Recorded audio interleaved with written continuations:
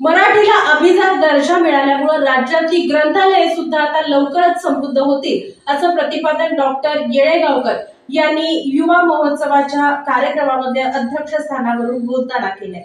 मराठी भाषेला अभिजात दर्जा मिळाल्यामुळे महाराष्ट्रातील 12,000 सार्वजनिक ग्रंथालये समृद्ध आणि अद्ययावत होण्यास मदत होईल।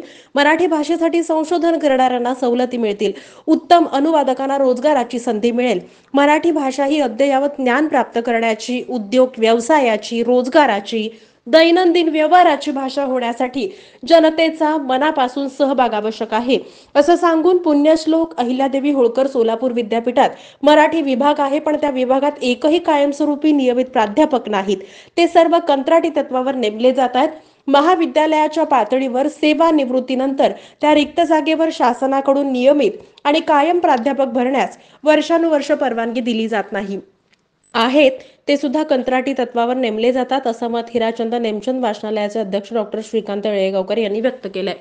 केंद्र सरकारनं मराठी भाषेला अभिजात भाषेचा दर्जा दिल्यानंतर सोलापुरातल्या हिराचंद नेमचंद वाचनालयात आनंदोत्सव साजरा करण्यात आला। यावेळी ते बोलत होते।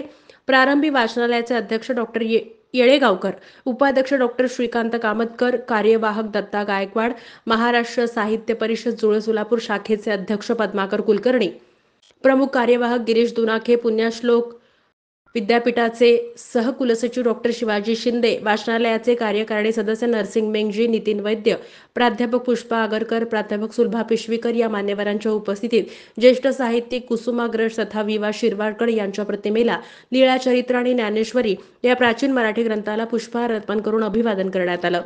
मराठी भाषेला अभिजात दर्जा मिळावा यासाठी सोलापूर शहर जिल्ह्यासह महाराष्ट्र साहित्य परिषदेच्या वतीनं आंदोलनाच्या आणि पत्रव्यवहाराच्या माध्यमातून 20 वर्षापासून प्रयत्न सुरू होते आणि आजचा हा सुवर्ण क्षण अक्षरानं लिहिण्यासारखा आहे। लीळाचरित्र, ज्ञानेश्वरी, विवेक सिंधू अशा अनेक ग्रंथांचा आधार घेत मराठी भाषा ही अभिजातच आहे, असं मत मराठी साहित्य परिषद जुळे सोलापूर शाखेचे अध्यक्ष पद्माकर कुलकर्णी यांनी व्यक्त केलं। प्रत्येक व्यवहारात मराठी भाषेची जाणीव पूर्वक वापर केली पाहिजे। मराठी भाषेच्या वृद्धीसाठी, संवर्धनासाठी सामूहिक प्रयत्न झाले पाहिजेत, असं मत डॉक्टर शिवाजी शिंदे यांनी आपल्या मनोगतात व्यक्त केलं। महाराष्ट्र साहित्य परिषद शाखेच्या अध्यक्षा श्रुतीश्री वडकबाळकर यांनी मराठी भाषेत दलित साहित्य, विनोदी साहित्य, स्त्रीवादी साहित्य, आत्मचरित्र मोठ्या प्रमाणात निर्माण झालंय, ते इतर भाषिकांना उपलब्ध होईल। मराठी साहित्य आणि विद्यापीठांमध्ये शिकण्याची आणि शिकवण्याची सोय या निमित्तानं होईल, असं मनोगतात सांगितलं।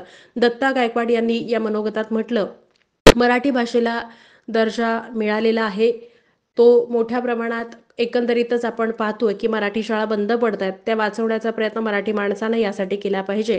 त्यांनी मराठी शाळा बंद पडत असल्याची खंतही व्यक्त केली। प्राध्यापक आगरकर यांनी मोबाईलवर समाज माध्यमांद्वारे मराठीपेक्षा इंग्रजीचा वापर जास्त होतो, असं सांगितलं। नितीन वैद्य आणि डॉक्टर श्रीकांत कामतकर यांनी मराठी भाषेचं महत्त्व सांगून मराठी विषयाच्या कविता सादर केल्या। या कार्यक्रमाला उद्योजक दत्ता अण्णा सुरवसे, ज्येष्ठ विधिज्ञ धनंजय माने, मोहन सोहनी, फैयाज शेख, डॉक्टर नरेंद्र काटीकर, वसंत सावंत, सुनील मगर, ग्रंथपाल दत्ता मोरे, रेणुका बुधाराम, वृत्तपत्र लेखक मंचचे प्राध्यापक अशोक ममाणे, शोभना सागर यांच्यासह विद्यार्थी आणि साहित्यिक उपस्थित होते।